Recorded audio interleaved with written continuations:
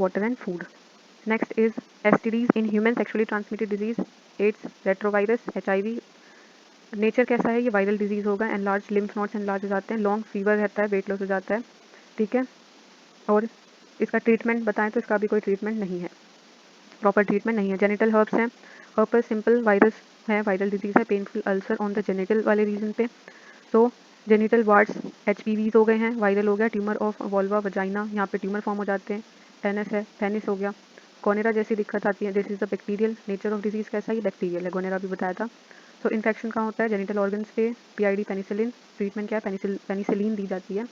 सो penicillin जो है वो फर्स्ट किसने डिस्कवर करी थी, that you have to answer in the comment section, if you do not know please do ask. Chlamydiasis हो गया है, इसका कॉजेटिव ऑर्गेनिज्म, पैथोजन उसका नाम है, बैक्टीरियल है। White patches on the vaginal वाले रीजन पे वाइट पैचेस दिखते हैं और PID है, और इसकी जो ट्रीटमेंट है वो ये दे रखी है, निस्टेटिन है। सिफाइलिस है, बैक्टीरियल है, पैथोजन कॉजेटिव एजेंट दे रखा है, ट्रिप्टानिमा पैलिडियम है। कैंसर और स्किन इरप्शन जैसी दिक्कतें देखने को मिलती हैं। ट्रीटमेंट की बात करें तो बेंजीन और पेनिसिलिन जैसी दवाइयाँ इसके लिए रिस्पॉन्सिबल होती हैं। ट्राइकोमोनियासिस हो गया, प्रोटोजोआ है ये, और ग्रीनिश येलो वजाइनल डिस्चार्ज होता है, मेट्रोडाजाइल क्या है, मेट्रोनिडाजाइल, बहुत ही ज़्यादा कॉम्प्लेक्स नाम है देखो। सो इसकी पैथोजेंस के नाम याद रखना, भले ही इसके ना रह पाए, जो सिंपल सिंपल है ना, सिंपल ही आते हैं, कोई ऐसा नहीं आने का जो बहुत टफ पूछ लिया जाएगा, नहीं। बैक्टीरियल हो गया, और फोल डिस्चार्ज, अल्सर ड्रग सल्फोनामाइड हो गया। और देखो जो क्वेश्चन पूछे जाते हैं वो ट्रीटमेंट जिनके अभी नहीं मिल पाए हैं ना, उसमें से क्वेश्चन पूछे जाते हैं। क्यों ऐसा इसलिए होता है, क्योंकि जो मेजर स्टडीज़ चल रही हैं रिसेंट टाइम्स पे, वो उन्हीं पे चल रही हैं जिसके क्योर अभी नहीं है। तो क्योर डेवलप करने के लिए, जैसे मान लो लॉकडाउन हुआ तो कोविड आया, कोरोना वायरस आया, तो जितनी भी लेबोरेटरीज थी अपने इंडिया के अंदर बाहर, उन सब ने काम किस पे करना शुरू कर दिया, कोरोना पे, क्योंकि क्योर नहीं था। क्योर डेवलप करने के लिए स्टडी किस पे शुरू कर दी, सभी ने कोरोना वायरस पे, कि सबसे पहले वैक्सीन हमें निकालनी है और हमें निकालनी है। तो इसीलिए ये चीज़ इंपॉर्टेंट हो जाती है, जिनका ट्रीटमेंट नहीं है उसके डिजीज पूछे जाते हैं। प्रोटोजोअन डिजीज है, कोज बाय प्रोटिस्ट, मलेरिया हो गया, एमोबियासिस हो गया, सिलेरी डाइसेंट्री हो गया, ट्राइपेनोसोमिनासिस हो गया। मलेरिया जो है, Laveran discovered malarial parasite in blood of malaria patient, malaria patient के अंदर अंदर जो है मलेरिया, ये किसने डिस्कवर करा था, लेवरन ने। और पेफेवर 1892 के अंदर propose that malaria spread by blood sucking insect, blood sucking insect, blood को सक कौन करता है, मच्छर। The discovery of Plasmodium and its transmission by Anopheles, it is a female mosquito, was confirmed by the Ronald Ross 1897, and this question is already asked. So malaria is caused by the toxin which they produced in the human body by the malarial parasites Plasmodium. Plasmodium पूरी life cycle चलती है, थोड़ी life ये किसके अंदर complete करेंगे, एक मच्छर के अंदर कंप्लीट करेंगे, और थोड़ी किसके अंदर कंप्लीट करेंगे, ये करेंगे ह्यूमन बॉडी के अंदर। So malarial parasites are carried from the infected to the healthy person or by the female Anopheles mosquito. मान लो ये मस्कीटो है, इसने किसी ऐसे व्यक्ति को काटा जिसको मलेरिया ऑलरेडी है, तो इसका मतलब वहाँ से जो गैमेट सेल्स है ना, उसकी जो रिप्रोडक्टिव सेल्स होती हैं प्लाज्मोडियम की, वो ट्रांसफर हो जाती हैं, वो आधा साइकिल अपना मॉस्किटो के अंदर कंप्लीट करती हैं, और जब फिर उन्हें डिवीजन की मदद चाहिए होती है, मान लो वो मॉस्किटो फिर एक हेल्दी ह्यूमन को काटता है, तो आगे का प्रोसेस वो वहाँ शुरू करते हैं। तो इट इज़ साइकिल, पूरा साइकिल चलता है। साइंटिस्ट का नेम याद रखना, it is very important. Amoebiasis होता है, caused by the intestinal endoparasite protozoan Entamoeba histolytica. Infection is transmitted by the contamination की वजह से होता है। एब्डोमिनियल पेन होता है, ऑल्टरनेट क्या होता है, डायरिया हो जाता है, कॉन्स्टिपेशन जैसी बीमारी होती है एमोबियोसिस के अंदर। एंटमीबा सिक्रीट करेगा cytolysin that erodes the mucous membrane of the intestine. Mucus में क्या है, म्यूकस मेम्ब्रेन कौन सी होती है, ये देखो पूरी एलिमेंट्री कैनाल आई। अब इस एलिमेंट्री कैनाल का ये वाला जो पहला पार्ट है ना, अगर मैं इसको कट करूँ, इसका मतलब लेयर्स तो बहुत सारी हैं इसके अंदर, यहाँ से देखी जाए तो लेयर्स बहुत सारी होंगी, ठीक है। लेकिन जो सबसे बाहर वाली है म्यूकस मेम्ब्रेन, उसको इरोड करना शुरू कर देता है, इसीलिए सारे जितने भी डिजीज हैं वो बाहर वाली लेयर को ज़्यादा डैमेज करते हैं कई बारी। नेक्स्ट वाला डिजीज़ है गेरडाइसिस, इसको ब्लैक पेपर्स डिजीज बोलते हैं, कोज बाय द गेडिया इंटेस्टिनलिस।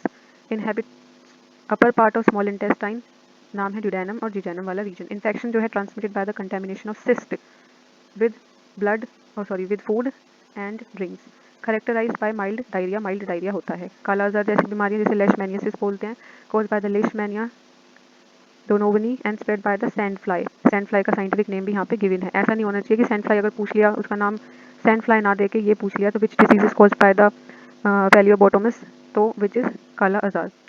characterized by fever होता है, enlargement of the visceral organs। visceral organ क्या है, बॉडी के अंदर, इसका नाम बताओ। So it is also called dum-dum fever, leishmania, brucelliniasis, causes asponidia and oriental sore and it's caused by the Leishmania alpha, Leishmania tropica. This also causes these two diseases, okay, but different species. Species same है, genus अलग अलग हो गया. Dysentery जो है caused by the Balanidium coli, inhabit करेगा human के large intestine colon वाले रीजन को. Infection occur by ingesting cyst with food और drinks. Cause ulcer in the colon वाले रीजन में अल्सर करेगा. लाइनिंग ब्रेक होगी, सिंपली इन्वेड्स म्यूकस मेम्ब्रेन. मैंने कहा लाइनिंग ब्रेक हो रही है, इसका मतलब म्यूकस मेम्ब्रेन जो है वो कहीं ना कहीं डैमेज होनी शुरू हो रही है. By secreting an enzyme. ये कौन सा एंजाइम सिक्रीट करते हैं? ये है हाइलरूनी. जैसे हाइलरूनिक एसिड होता है, वो जो होता है वो ब्यूटी के लिए काफ़ी काम आता है. मतलब आपने देखा जैसे सेलिब्रिटीज़ होते हैं वो प्लास्टिक सर्जरी, आप कहते हैं ना प्लास्टिक सर्जरी करवा ली, इनकी नाक थोड़ी मोटी होगी, तो वो हाइलरूनिक एसिड जो है उसको इंजेस्ट करवाते हैं. वो सेल को क्या करता है, मतलब वो हार्मफुल नहीं होता, बिल्कुल भी हार्मफुल नहीं होता है, बस वो क्या करता है आपकी ब्यूटी को एनहांस कर देता है. वैसे आप जैसे हो वैसे ही रहना चाहिए.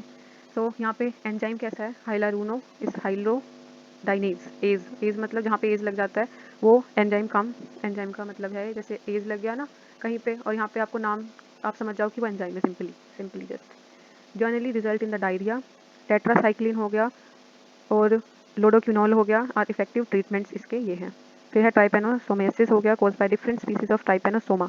इससे नींद बहुत आती है, वीकनेस हो जाती है, एनीमिया जैसी, लेथार्जी मतलब बहुत ज़्यादा थकावट, नींद आना, अनकॉन्शियसनेस, ये इसके लिए रिस्पॉन्सिबल है. हाई फीवर जैसी दिक्कत होती है, लेकिन लेथार्जी मेन सिम्टम जो इसका ये देखा जाता है.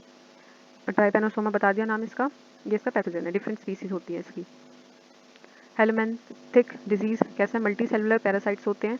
राउंड वॉर्म हो गए, फ्लैट वॉर्म्स हो गए, फिलेरियासिस जो पोर्क का मीट खाते हैं ना, उनके अंदर वो कई बार ऐसा होता है कुछ साइकिल जैसे अभी मलेरिया का साइकिल कैसे कुछ उसके अंदर कवर हो रहा है, मॉस्किटो के अंदर कवर हो रहा है, और थोड़ा किसके अंदर कवर हो रहा है, आधा मलेरिया पैरासाइट मॉस्किटो के अंदर हो रहा है, थोड़ा ह्यूमन बींग के अंदर हो रहा है. सेम ऐसा जो प्लेटफॉर्म्स होते हैं हेलिमेंथिस होते हैं, थोड़ा इनका लाइफ साइकिल थोड़ा जो पिग्स होते हैं उनके अंदर होता है और थोड़ा ह्यूमन बींग के अंदर शुरू होता है. मतलब जो गैमेट्स प्रोड्यूस होंगे या डिवीजन होगा तो वो डिवीजन अलग अलग तरीके से फॉर्म होता है. कनेक्टिंग लिंक है एक तरीके से दोनों की डेवलपमेंट के लिए, दो ऑर्गेनिजम्स.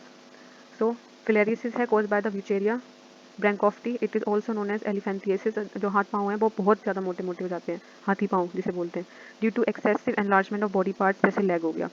टेनियासिस हो गया cause by the intestinal endoparasites है Taenia solium. Characterize by abdominal pain, indigestion, loss of appetite, nausea वगैरह हो जाता है. और जो लार्वा का नाम है वो यहाँ पे गिवन है. Taenia causes the cysticercosis which causes damage to different body parts and even cause the blindness also. So ascariasis है caused by ascariasis lumbricoides. Vectors for this disease are flies and cockroaches. नाम याद रखना है, vector याद रखना है इसका. Ascariasis का क्या है, कॉलिक पेन होता है, इनडाइजेशन, खाना ढंग से नहीं पचता, डायरिया जैसी दिक्कत होती है, वॉमिटिंग और वीकनेस आती है. स्क्रैच टेस्ट है, डर्मल टेस्ट है, stool test can be done to detect the round worm infection. अगर ये राउंड वॉर्म, ये क्या है राउंड वॉर्म है, अगर ये वाला इन्फेक्शन होता है तो ये स्टूल टेस्ट और डर्मल टेस्ट और ये वाला टेस्ट स्क्रैच टेस्ट करवाया जाता है. फिर है ऑक्सोरिसिस. ऑक्सीरिस है, Oxyuris is cause by the pathogen Enterobius vermicularis. Pin और सीट वॉर्म भी बोला जाता है इसको. Transmission by direct contaminated food खाने से इसकी दिक्कत आती है. एनल ईचिंग होती है, वेस्ट सिंपली डिस्चार्ज नहीं होता, और नर्वस प्रॉब्लम भी इसके अंदर देखने को मिलती है. आगे एन साइक्लोस्टोमा ड्यूडेनल हो गया, transmitted by the infected larva via contaminated food और वेजिटेबल से ये दिक्कत होती है. सिम्टम्स क्या, क्रॉनिक ब्लड लॉस होता है, depletion of body's iron stores leading to anaemia जैसी दिक्कत आती है, और इन्फ्लेशन ऑफ स्किन होता है.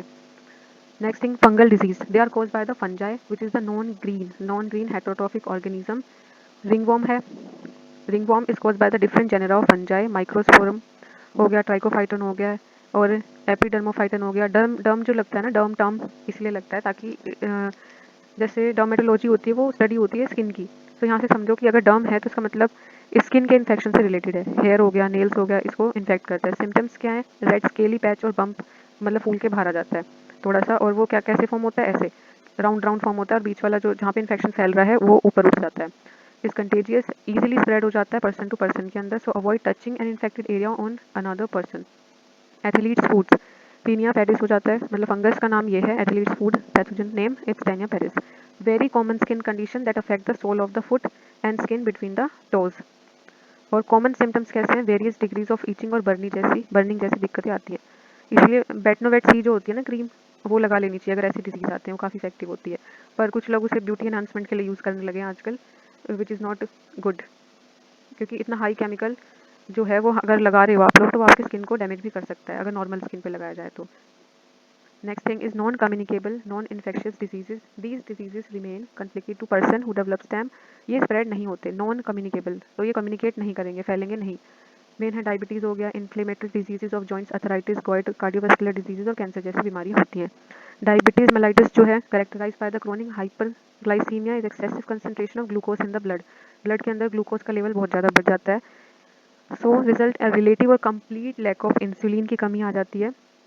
सिक्रीशन कौन सी सेल इसे सिक्रीट करते हैं, वैसे बीटा सेल्स ऑफ इजलेट्स या islets of Langerhans in the pancreas. Pancreas के अंदर ये सेल्स जो प्रोड्यूस करे जाते हैं, वो बीटा सेल्स प्रोड्यूस करती है इंसुलिन को। अगर इसकी कमी आती है, लैक होता है, तो डायबिटीज़ जैसी दिक्कतें आ जाती हैं। एथराइटिस की प्रॉब्लम है any inflammatory condition of joints, joints के अंदर इन्फ्लेशन होनी शुरू हो जाती है जो पेन और स्वेलिंग जैसी दिक्कत देती है। ये बुजुर्गों के अंदर ज़्यादा देखी जाती है, इसकी वजह से उनके घुटनों में बहुत दर्द रहता है। So it is a rheumatoid arthritis, osteoarthritis और गॉइट जैसी दिक्कत है। No cure for arthritis, drugs are available which relieve pain, सिर्फ मूव वगैरह जो है इसके अंदर काम दे देती है, लेकिन एक प्रॉपर ट्रीटमेंट अवेलेबल नहीं है इस टाइम पे, इसलिए अर्थराइटिस के क्वेश्चन आ सकते हैं क्योंकि स्टडीज चल रही हैं for the proper cure. Rheumatoid arthritis characterized by the inflammation of synovial membrane, kind of arthritis that occur in the younger people, इसे बोलते हैं स्टिल्स डिजीज, जो यंग लोगों में होता है उसे बोलते हैं still disease. So usually start with the small joints in the hand, थोड़ा हाथों पैरों में दर्द शुरू में होगा, फिर बाद में सेवियर इन्फेक्शन होता है, इसका progress to other body parts में फैल जाता है। ये ऑस्टियोआर्थराइटिस हो गया, common disease among the elderly persons resulting from erosion of articular cartilage, damaging शुरू होने लग जाती है। Secretion of lubricating synovial fluid between the bones and the joint stops, so joint become inflamed, its movement become painful।